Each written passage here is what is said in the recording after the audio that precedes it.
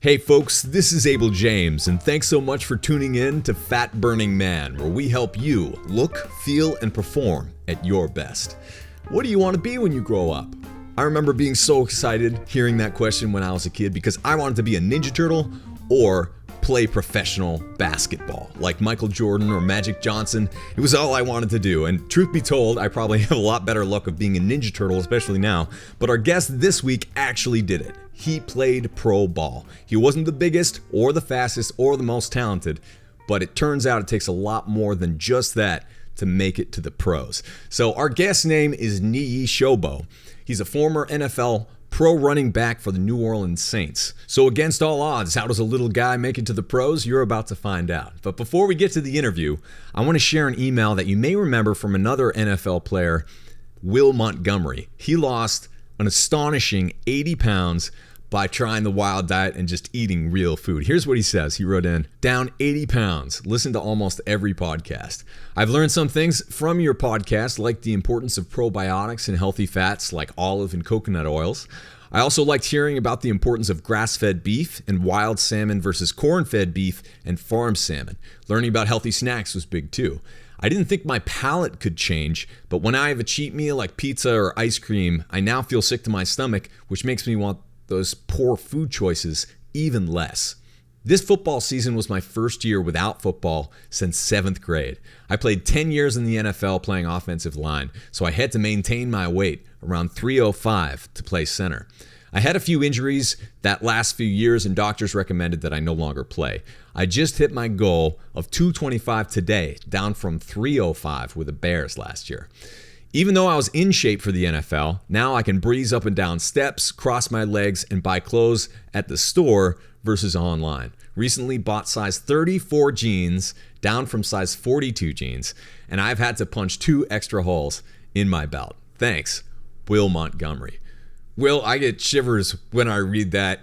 It's such an inspiring story, especially considering the fact that you were in great shape physically. You know, you could do things with fitness that would surprise most anyone. You played pro ball. But when it comes to your health, walking up and down stairs, I think a lot of people who watch pro sports wouldn't realize that health and fitness are actually quite different things. They can be complementary, but not always. So Will, thank you so much for sharing. If you're listening to this, the audio only version, and you want to check out Will's pictures, I highly encourage you to do that. You can also get the whole video version of every show for free at fatburningman.com. Here's another important point I'd like to touch on. You do not have to be perfect. Your body doesn't adapt to your occasional missteps. It adapts to what you do habitually every day, usually when you're not paying attention, under the radar. Those things that you're doing during the week, every day. Not necessarily when you enjoy the holidays with your friends and family, or you take a little weekend, or you just enjoy yourself from time to time. Freedom is a part of this lifestyle, but at the same time, it's those little things, those habits that you build. So if you eat clean most of the time, but your beef isn't grass-fed, your eggs aren't pasture-raised, and your vegetables are conventionally raised, not the organic hippie variety, you'll still get great results and be light years ahead of where you started when you were eating conventional foods like we were taught to in schools and from the food pyramid. Once you turn that on its head, you get rid of all those cheap garbage grains that make us fat and sick, then interesting things start to happen, and that momentum starts to build, whether or not you have a beer every once in a while. Your palate will be changing, as Will mentioned, too, as you adopt a style of clean eating like the wild diet. But don't worry about spending a whole bunch of money or only eating from farmers markets for the rest of your life. It's not like that. It doesn't have to be like that. Just do the best you can. That's probably the piece of advice that people, when I'm signing books or people come up to me and they say that they read it, that's their favorite piece of advice, is do the best you can.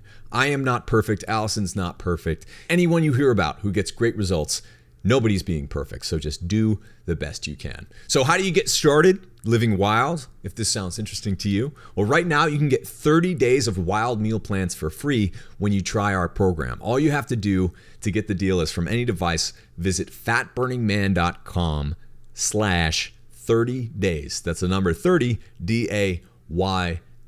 Or if you just want to dip your toes in, then you can also get a free 7-day sample meal plan at fatburningman.com when you type in your email address or when you take our handy dandy quiz. All right, on to the show with Niyi. You're about to learn how to be successful when starting on a new path, why some people persevere when others quit, what it really takes to make it to the NFL or NBA or anywhere else you want to go, how Niyi gets his kids to love sprints, and much more. Let's get to the show. All right, folks, Niyi Sobo is a former NFL running back and All-American athlete. These days, he's a performance coach who helps top performers build supreme confidence and dominate under pressure.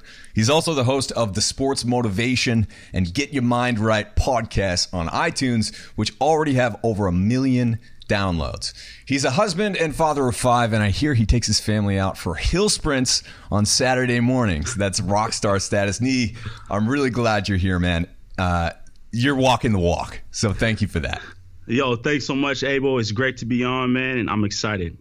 Your work has spoken for itself. You invited me on your show when you were kind of getting started there, and I was very honored for that because it was obvious immediately that you were serious about this. You weren't just like starting a podcast or kind of like building a website because someone said that it was a good idea. It was clear that you were building or bringing the spirit that you developed and the discipline that you developed from a career at the top of your field, being a pro athlete. But I understand that you were actually a walk-on, right? You didn't start at the top.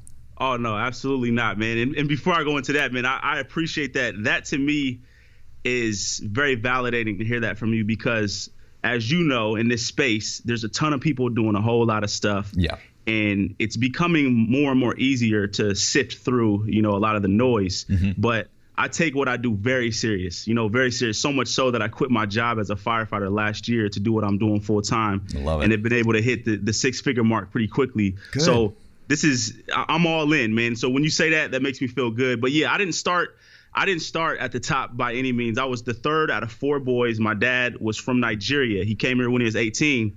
And we were a soccer family. All my brothers played soccer. Family played soccer. My dad didn't even know what football was. And when I was in about 6th grade, I got a little chunkier, and I hated running, dude. I couldn't stand running.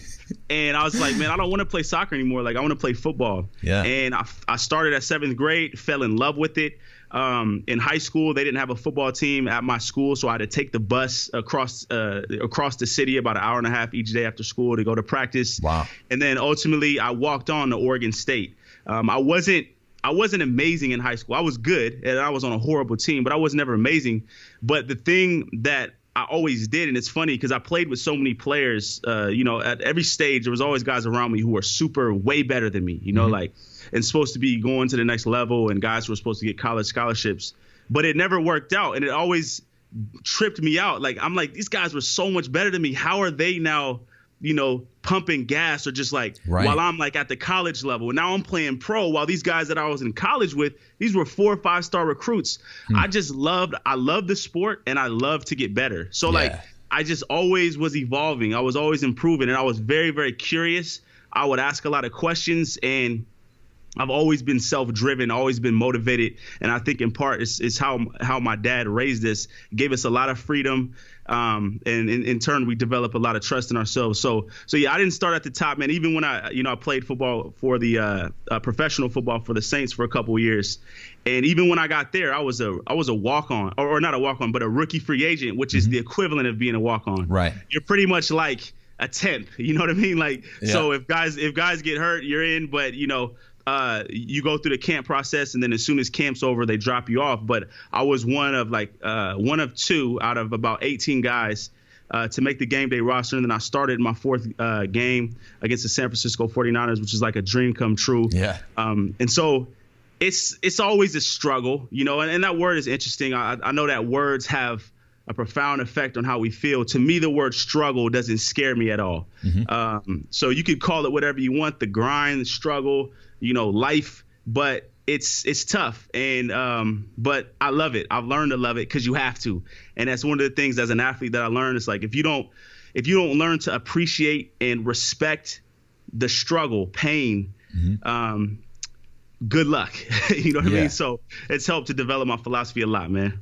Can I ask you this? Because there are like two ways to do it. You can embrace the pain. You can kind of double down, go deep into the pain, or you can numb yourself to it. And then Right. there's stuff in between. But how do you navigate that? How do you know you're doing that right? Man, that's a great question, man. And I think the answer to those questions, there's only a small select few of people who can answer those. Yeah. And you know what I found is those are the people who actually went through the fire, right? Sure. So it's like you never really know the balance until you find the balance. And it's a search. You're constantly searching. So, for example, like in a relationship, I know you're married, you know, the question becomes as a man, you know, when do you be vulnerable? And then when do you have to show up strong for your wife? Right? It's not like you can be crying to your wife all day. But then at the same time, vulnerability breeds closeness, togetherness, and that's an important part. But then there's some times where it's like, yo, your wife needs you to man up. She needs you to like say everything's gonna be okay, right? Yeah.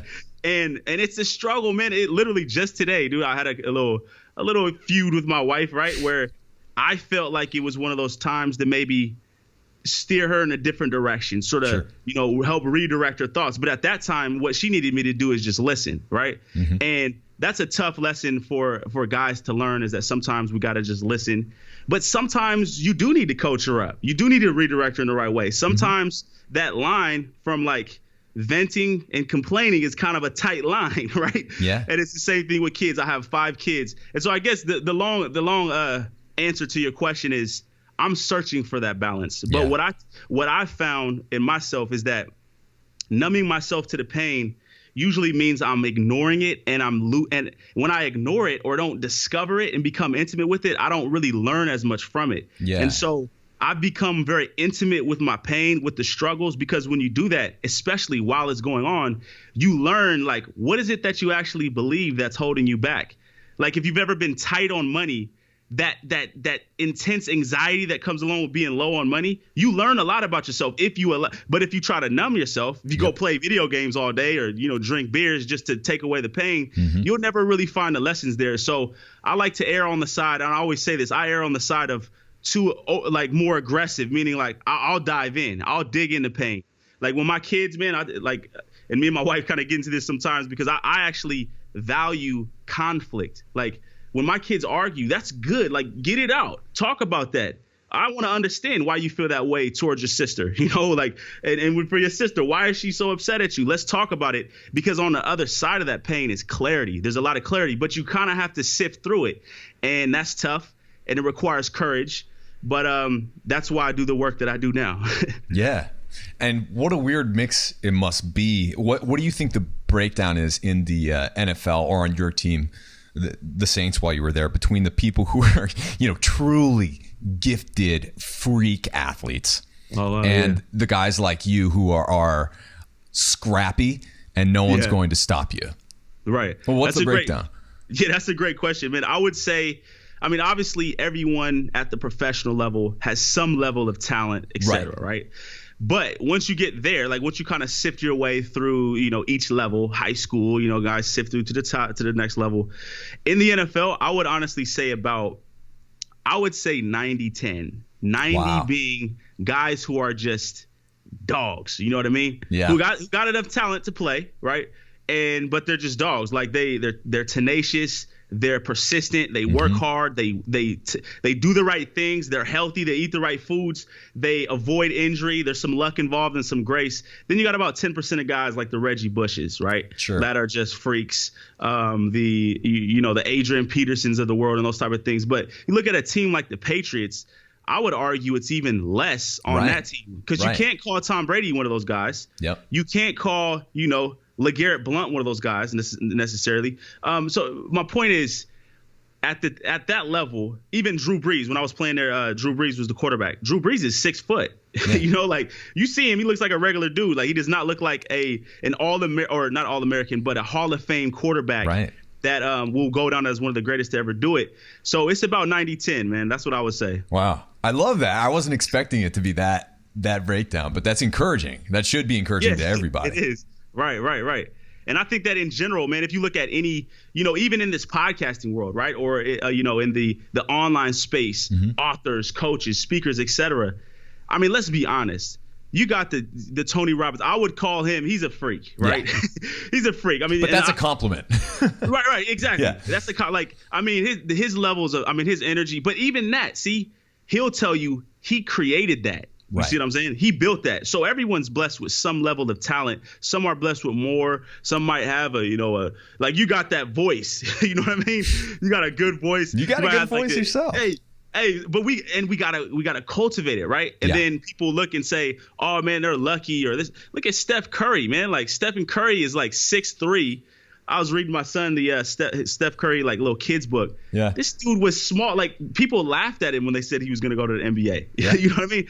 And this dude he created who he was. So I think we can look at examples anywhere and say, this whole talent thing is overrated. And there's actually a book called Talent is Overrated. That's a great book that goes into that. But I truly do believe that, man. You can create, you can build, you can design who you are. And that's the thing I'm really excited about helping other people to do. Cool. Now bearing that in mind, that breakdown, I watched a documentary, I think it was a couple years ago, about pro NFL athletes and pro athletes in general, a few years after they finish playing. And it's extremely discouraging from a financial perspective because something like 2 years, and I'm making this up, but I think it is around this, like 2 years after they stop playing ball, like 75% are either broke or bankrupt.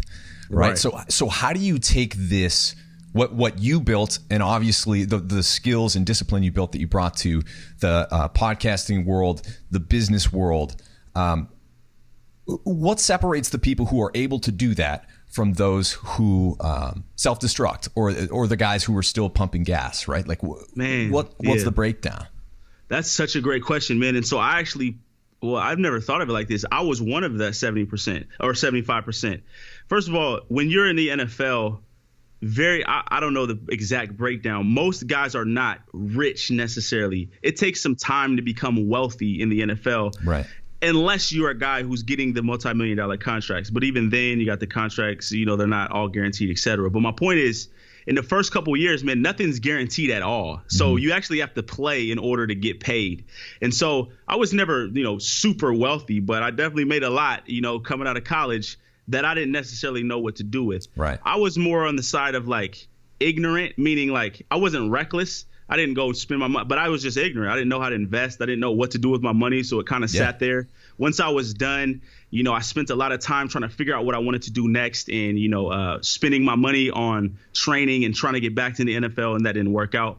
And so I would say the things that helped me get some clarity, because that's what's missing is the clarity, right? Because when you're done, your identity is attached to football, and then it's like taken from you. Right. So if you find yourself trying to create a whole nother identity, that's pretty hard, especially if you don't know what identity to create. And so I actually just did an interview with Thomas Williams. He's a USC linebacker, and he played in the NFL for several years. And this was brilliant. I wish I would have had his mindset when I got done. He said literally when he got cut from I think it was the Jacksonville Jaguars, and he got into the regular world, all he did is he took his schedule that the NFL gave him, because we're very regimented as football players. Wake up this time, breakfast, workout, watch film. He literally just transferred that schedule and just crossed out things and just put in different things. Right. So he's like, all right, I'm still going to wake up, still going to work out, still going to do my, breakfast and things. Yeah. Instead of watch film, I'm going to read. I'm going to learn. Right. Instead of, practice, I'm going to go out there and meet people and introduce myself on my network. And he was able to make an almost seamless shift. Right. And so I would say your perspective and how you look at it. So if you look at when you're done with football, if you look at it as you're not the same guy. Your identity will never be the same. Your identity is so much attached to this thing. You're going to have a rough time. But the faster you make that perspective shift and say, all right, well, let me just take the skills that I've got here and just apply them here. Right. I was actually I was listening to this Tony Robbins interview a few days ago, and he was talking about how he helped the Hulk. Right. What's his name? The guy's whatever the guy. There are a few of them. The original Hulk, right? The original Hulk, okay. Yeah. And how he had problems speaking, right? Like he had problems speaking. And then Tony Robbins came work with him. He was like, listen, just take whatever made you successful as the Hulk. Like, just take that same mindset and just shift it, just bring it on the stage. And sometimes it is that simple. You and I were talking before. It's like we like to overcomplicate things. It's like, oh, no, what am I going to do now? And so even if you look at what I'm doing now, almost makes perfect sense, right? Considering my background and, you know, I played sports. I now work with athletes, showing them how to develop confidence and create that killer instinct.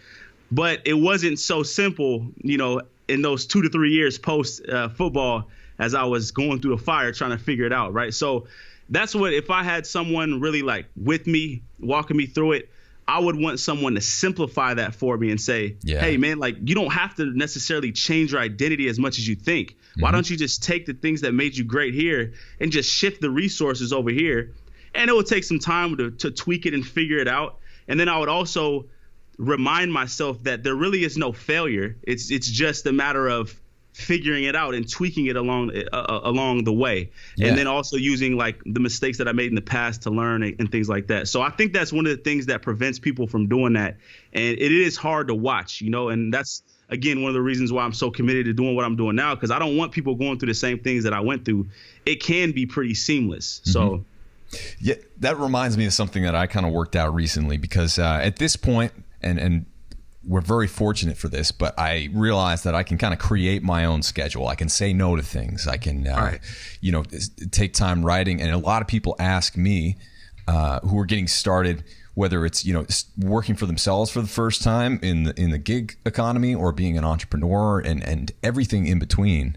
They're just like, how do you get anything done working from home? You know, because that's a big shift. I'm sure if you go from having a coach and all of these teammates who you're hyper accountable to all the time to just, all right, now you can do whatever you want.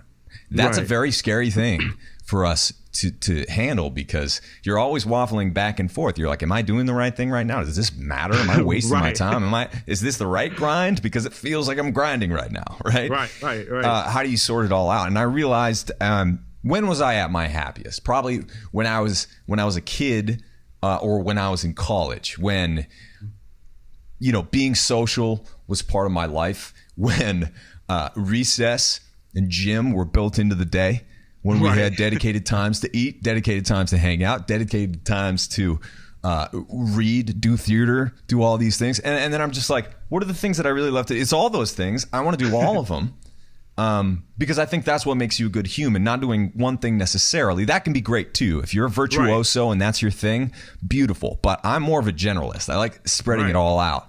And I just thought, what a perfect template. Just basically create your perfect school day, just one.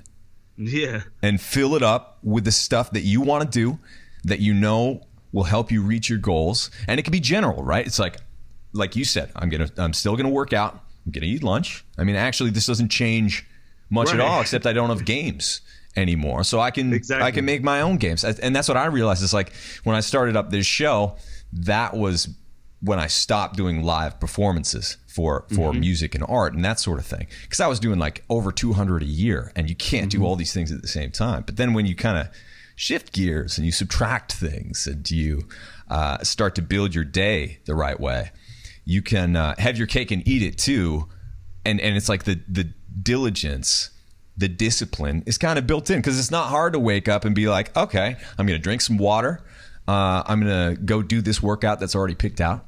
Right. It's programmed in. And with like the technology that we have today on our wrist, on our phones, soon in our brains and eyes or whatever, it's like you can have that accountability to some degree. You can have the built-in social aspect of it and accountability there. Even with social media, even if you're stuck out in the middle of the woods somewhere, you can make this stuff work. You just have to be scrappy. So how do people learn how to be scrappy like clearly you are?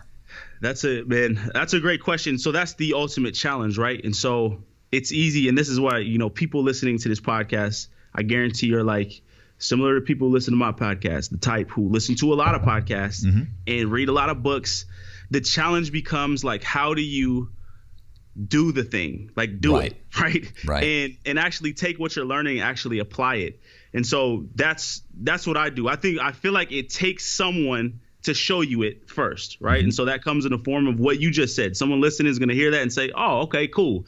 And then they're going to say, well, how do I know if I'm doing this right? Right? Yeah. Like they don't trust themselves all the way. And that's where I feel like a coach comes in, a mentor, someone, a book, something that can shake their world up. And then I believe it comes with the breakthrough of changing your idea of failure. Like I'm telling you, if you're trying to do this thing right, quote unquote, you're going to be in for a rough one because there is no right or wrong. Like the way you just talked about your day, that's not right for someone else. No, but absolutely that's your not. Day. You see what I'm saying? That's your day though. And you know yourself. Yep. So I think it was Shakespeare, to thine own self, be true, right? Be true to yourself. So why aren't people true to themselves? A lot of past conditioning, a lot of previous conditioning and things we've been told and ideas we have about, failure and all these type of things. So I would say to define what you believe failure is, right? And so I used to believe that failure meant if you try something and it doesn't work out, then it failed. And so naturally, I don't like to fail. I'm wired that way. Now, I don't know anyone who loves to fail. And so I would avoid things that maybe lead to failure. And how does that work out for a young entrepreneur? Not very well, right? Especially when no one knows who you are. Right. You have no idea what you're doing. And so I very quickly had to come to grips with the fact that, I got to define failure, man. So for me, failure is if you just give up, like if you just tap out. And unfortunately for some people, that's what they've done. Yeah. As long as I'm in the game, I am winning. Like I'm winning today. It doesn't matter if I try something, it doesn't work out because I'm awake. I'm alert. I'm fine. I'm gonna evaluate. I'm gonna figure, okay, I tried this, man. I listened to Abel's podcast, man, and I tried to do this and this and this. This part worked out. This one didn't work out so well. Same thing with diets, etc. If you're trying, figure out your what they call your ESS, your evolution evolution stable strategy, right? Find your thing, find your recipe, your mix. You go to Chili Cook-Off, they got a bunch of different types of chilies and they're all good, right? You got some real spicy, got some with beans, some without beans, it doesn't matter. You got to find yours, and that's where the changing of the ideas of failure is the biggest breakthrough in that way. And I would say write out what your definition of failure is and what your definition of success is. Because if we're honest with ourselves, failure is a feeling. That's all it is. It's not like anyone, slaps failure on your head. Yeah. So when I felt like a failure after football, there was no one who deemed me a failure. Like I felt that way because of what I decided that it meant. Right. So when you decide what it means, you can create your own emotions, and the emotions lead to the actions and how you move day to day, right? So if I wake up feeling like $1 million every day because I'm winning, even when it's not going that great, I've rigged the game to win, right? And to me, and let me not act like I wake up feeling great every day and I'm like, yeah, let's do it. No, that's quite the opposite. There are many days where I'm frustrated, I'm angry, etc. But to me, the goal of life is not happiness necessarily or feeling positive all the time. I'm in the game. So that just knowledge and awareness that I'm living in this game, that I'm here today, I'm living my dreams, that gives me a lot of fulfillment, which I believe is the purpose of life, right? To be fulfilled. And just like you have a good dish, it's not like one thing that makes it great. It's a lot of things, right? There's a lot of emotions, positive, negative, sweet, sour, right? All these type of, these contrast. And so again, I've just learned to enjoy that contrast. But I would tell those people who are trying to figure out, what their thing is, change your definition of failure, change it, write it down, decide on what you want to believe on that, put it up on your wall and condition it every day. Read it, write it down, visualize what life would be like if you actually believe this. There's plenty of exercises that you can do to strengthen the belief, but that's at the essence of what I'm so fired up about is developing belief, which is what we call as athletes mental conditioning, developing a sense of belief in what you're doing, rewiring your thoughts and ideas, because we know that those are what leads to the emotions, the actions, and ultimately the actions, right, are what get the results. So I'm big on that, man. That's where we start. You got to change your idea of failure. Yeah, I love that. Now, you have been around people at the top of their game for years, and I'm sure some of that rubs off on you. And I'd like to hear some of the misconceptions about people at the top, and also what people at the top know that most people don't, what they live by that most people it wouldn't even occur to them. So I'd like to hear that. But first, I'm going to answer with someone I asked that question in a past show, and he's like a sports psychologist, top performance coach, and he works with pro athletes. And I asked him that, and he just said, without missing a beat, he's like, breathing. They know how to breathe. Right. And I thought that was really good. But what do you got? Man, so I would say, let me start with first some of the misconceptions about those at the top. They are not always motivated, fired up, feeling great. What they figured out that most people haven't is that it really doesn't matter how you feel. Yeah. It doesn't matter. You got to get it done. And so I would read like the book Relentless by Tim Grover, great book. This guy trained, Michael Jordan, Kobe Bryant. When you are relentless, as he calls it, a cleaner, you crave the end result so bad, you're willing to do whatever it takes. Right. So it doesn't matter. I mean, there's days when you're sore, you can't walk, it's 95 degrees out there. The humidity is through the roof and you don't feel like playing football. The guys who are great, the Drew Breeses, they go out there regardless. They do what must be done regardless of how they feel. And because they have what I call godlike purpose, right? And so that's the difference. Those who are really great, their ability to do what must be done regardless of how they feel is not magical. It's not like ingrained in them since birth. It's because they have a really profound, deep purpose in what it is that they're doing. And I don't say godlike purpose to insinuate that, all athletes are trying to change the world or anything. You look at, I always use an example of Muhammad Ali versus Floyd Mayweather, two of the greatest boxers ever, right? Muhammad Ali, his purpose, he didn't even like boxing, actually. His purpose was to bring awareness to the inner cities, to the plight of the blacks, right? Floyd Money Mayweather, he doesn't care nothing about that. He cares about money. He cares about, how people are going to remember him. He cares about his family, et cetera, right? It's not right or wrong, but their purpose is so profound. It's so deep. And it's real. It runs through their veins. So it gets them to do that other people don't do, right? Yeah. Because what needs to be done is not rocket science. Let's be honest. It's not rocket science. You could figure out the process of any one of these. Just read. I was reading, I think it's called Beneath the Water or something. It's about Michael Phelps, his autobiography. You go read it. You get any book, man. Kobe Bryant's biography called Showboat. You find out exactly what these guys do. This many shots, this is their diet. This is what they do. Kobe Bryant spent 30 minutes exercising his knuckles. Okay, but all this different stuff. That's not the complicated part. The complicated part is how do you actually do that? Like when you don't feel like doing it. And the way you do that is you find your purpose. And so that's what I would say is the biggest difference, the misconception, man, that guys are not like wired a certain way, man. They just got a reason behind what they're doing and they know what it is. And they do what must be done regardless. Yeah. So what do you, now that you're not really going after pro ball anymore, what are you training for? How do you make it worth it to stay in shape? How do you know if you're wasting too much time on it, not spending enough? How do you calculate all that? That's a great question, man. It's funny. I struggle with that a lot because I still have this like football player mentality where I feel like I have to be lifting all these weights and doing those things. And it's just not practical. I got my gym here, like in my house. And I work out still, probably about 4, 5. If I work out five times a week, weightlifting, that's a great week. Yeah. That's usually my goal. It's hard to get to that. And so I've struggled to find that same sort of drive and motivation. And so now it's like I've got children. The work that I do, there's a sense of urgency behind that. I told you I quit my job last year as a firefighter. It's like, this is not a game to me. Like I got to make it work, so that's why you're doing what it takes. Exactly. My energy is of the utmost importance because if I'm sluggish, man, I can't show up in the way that I need to. And I got clients who depend on me. I got people who listen to my podcast who depend on me. One of my key beliefs I got it written on my wall is the world needs me at my best. So the world needs me at my best. So that means I have to be at my best. So that means I must make the efforts to be at my best. And I'm smart enough because I read and I read your book. I listen to podcasts. I know what you eat is critical. I know how you exercise and things like that is critical as well. And so I'm always trying to like just double down on that, and just like one of my goals actually is to fall in love with working out. I feel like over the past year and a half, I've kind of developed a sort of stale, rigid mindset towards exercise. And that's dangerous to me. I want working out to be fun. So you mentioned, running hills. I love running hills.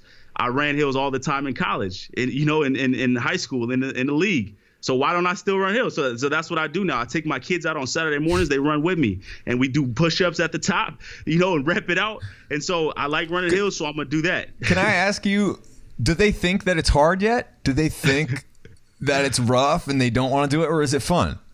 So right now, it's actually I'm glad you asked that. They don't complain about that. Yeah. What I found is that the more sold I am on something, right, the more so that they see that dad is serious, and not serious as in like, you guys are going to come out and run these hills with me. Like, I'm not that ignorant to, try to motivate my kids in that way. But when they see my conviction, they see my passion, they know I love them, and they know that I teach them why things are important. Mm-hmm. So I don't even come at them from a health standpoint. I talk to them about discipline. I talk to them about getting what it is that they want in life. You're going to have to do things that are hard. So I want you to embrace these things. And not only that, those who are highly successful, they also have the ability to make things fun that are hard. So look at them in a different way. And so they have fun when we go out there. My 5-year-old, she's running. Kids have energy, man. You know what I mean? And like they love a challenge. My 2-year-old, I put him in the in his little stroller thing. I drive him up, on the first 8. We usually do 10 to 15, and then on the last 2, he goes out and he runs, and he's running up there, man, and he's trying to do his push-ups, and it's amazing because my goal is to wire my kids in that way, where they look at this stuff like it's fun, man. One of my biggest goals this year is to homeschool my kids starting this fall. And I have this really great idea. It's actually inspired by Joe DeSena, who has the Spartan race. He started Spartan race. Really good dude. He was on my podcast. And I was like, man, why don't I have a Spartan day? When I do my curriculum, one day is going to be Spartan day. My kids are going to wake up at 4 a.m. We're going to go run outside in the dark, in the cold. They're going to have one meal that day, just one meal. They're going to drink water all day, just one meal. And that day, the whole theme is going to be about restraint, discipline. You see what I'm saying? The ability to restrain and not indulge in all of your, animalistic desires, whether it's, to sleep, fall, be in bed, to, it's cold outside. We doing push-ups in the garage. It's got the hard floor, and we do the planks. And it hurts. It's do it, do it. Kids are so soft, dude. I'm telling you, I work with, one of my mentors, Mark Devine. Man, I know you know Mark Devine, He's right? Great. He's been on the show a couple times. Yeah. Awesome dude, man. When you get around a dude like that, you feel soft. You're like, man, what I'm doing is nothing compared to that. Right. And that's why if you look here on my wall, man, I got Frederick Douglass, Martin Luther King. I love your backdrop. Right, Muhammad Ali, Malcolm X. These dudes went through real what I'm going through is nothing. So if you're going, I tell my kids, you're going to complain about, your elbows being a little scraped up. Go look at some of these homeless kids out here in downtown Portland. You see what I'm saying? Yeah. You complain about running 10 hill sprints. Go look at all these people who overweight walking the aisles of this grocery store. You want to look like that?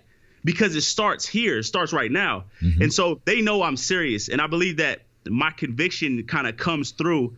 So I feel like, and I'm glad I'm thinking about this because I remember when it wasn't always like this. The kids complain, and I have my 2 sons who, I just recently got full custody, and my oldest daughter, she's my stepdaughter, and so I met her when she was 7, so it was almost like I had to change the culture a little bit, and there was a lot of friction, and there still is friction, man, but it comes down to being sold, on what it is that your vision is. So yeah, I think that's such a great way to think about it, because I realized this in witnessing my parents now and then that I learned very little from what they told me. Sorry, Mom, but I learned everything from the way they were in front of me, from their, I was reading their emotions. Were they psyched about what we were about to do? Yeah, the thing that we really needed to do or whatever. Or were they psyched about it? Because if they weren't, then there's no way I want to leave the house. I was such a shy kid. I never wanted to open my mouth, let alone leave the house. And so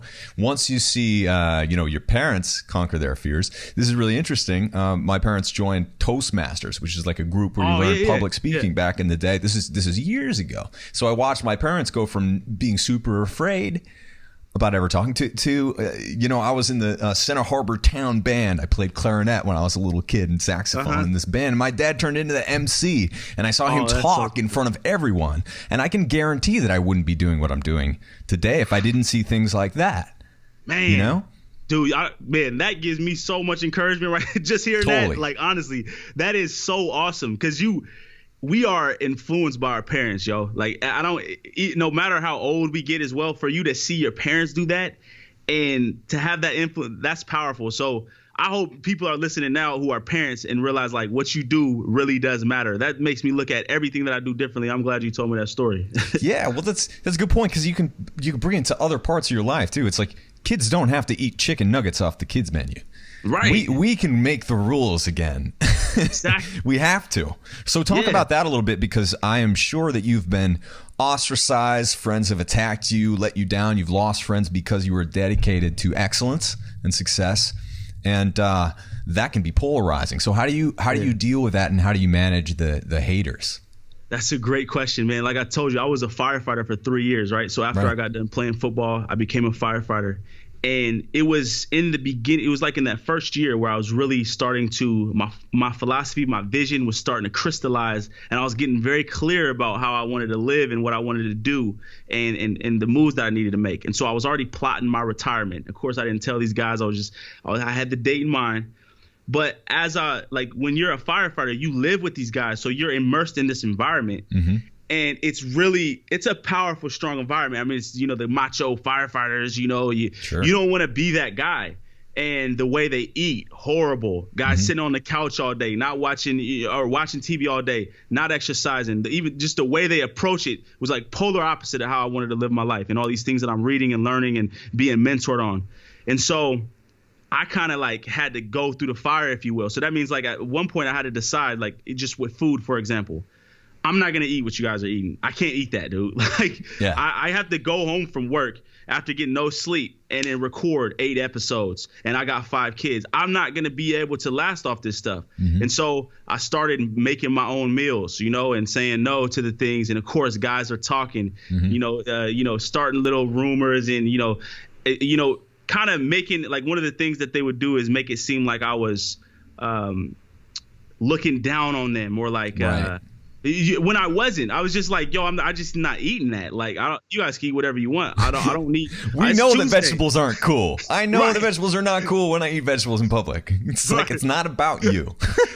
Right. You eat what you eat. But isn't that funny how people get so insecure because they know what they're doing is not serving them long term. And so I went through that. Of course, friends and family as well. When I quit my job, my dad is like, yo, what are you doing? And I remember I wrote an email to my family. I was like, listen, if you guys don't have anything to say that's good or that's encouraging, just don't say anything to me, because I know that this is going to be a rough couple months for me, because I really don't know what I'm doing, but I know I need to do this.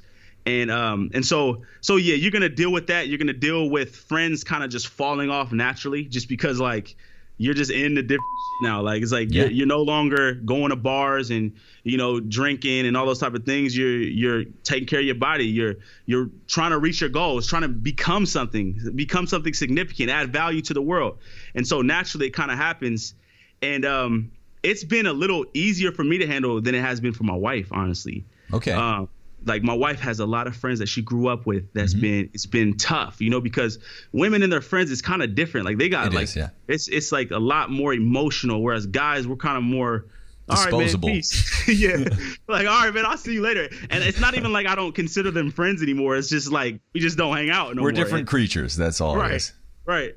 But so that's definitely a challenge. But so anyone listening and like going through that, I would just encourage you and tell you that it is painful naturally, because we're human beings and we're pack creatures, and we do value the opinions of others, and we always will. But the reward of being a leader is so much greater. Yeah. And what happens is that a lot of these people will come around. You see what I'm saying? Mm-hmm. But you have to be patient.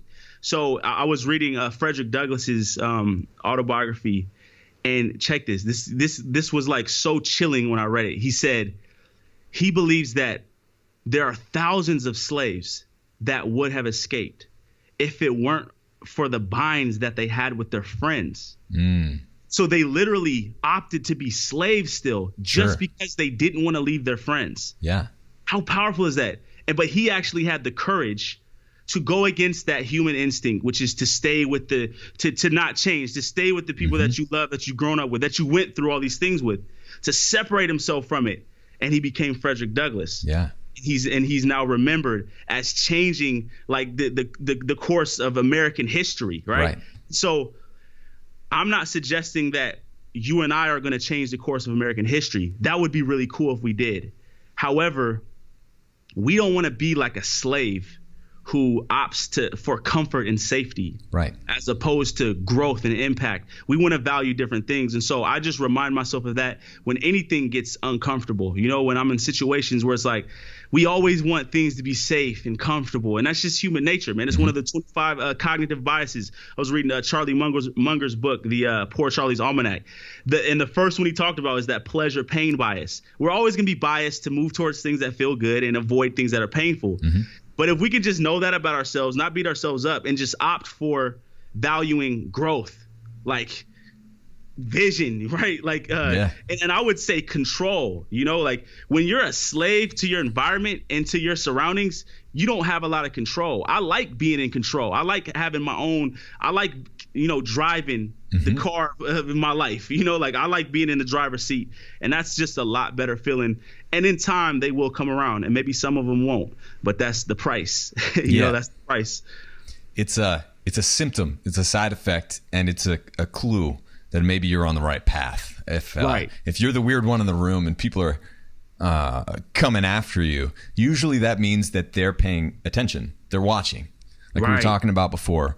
And I experienced exactly the same thing. I think I wrote about it in my book, where at the beginning I knew it was not cool to do what I was doing at the beginning when I was hanging out with my friends. And I got ribbed a lot. But over the course of the next few weeks and months, after, I had Brad Pitt's body or looked like the Wolverine all of a sudden with my shirt off, and they were still, looking a little tubby, or at least the freshman 15 that never went away, it's still there. Right. Dang, that was pretty cool. And they're like, so what are you doing again? And then, so you have to be willing, and you have to know that if you're a little bit ahead of the pack, you're going to take the heat before anyone else does. And sometimes you have to fall on the sword a little bit. And that's why it's good to not take any of this too seriously. When other people make it personal, to remind them that it's not. No, I hear you, man. That's easier said than done.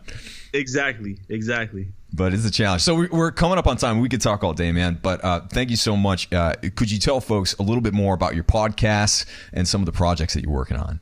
Absolutely, man. So I have two podcasts. It started with the Sports Motivation Podcast, and I wanted to create a platform for people to learn about the mindset and the strategies that it takes to dominate their sport or their industry. There's a lot of people who listen to podcasts outside of athletes, and these principles apply to anything. And so there's a lot of teaching involved, man. Like, it's like I'm breaking it down. I always used to hate how people would always say, oh, you just got to be confident. You got to have mental toughness. And nobody ever teaches you how to do it. And so I've been creating and developing these systems and taking what I've learned and accumulated all this knowledge from books and things. And that's the other thing I was going to say to what you said earlier, man, is like another way is to put yourself around other people to where you're the low one, to where you feel anxiety, because you're like, man.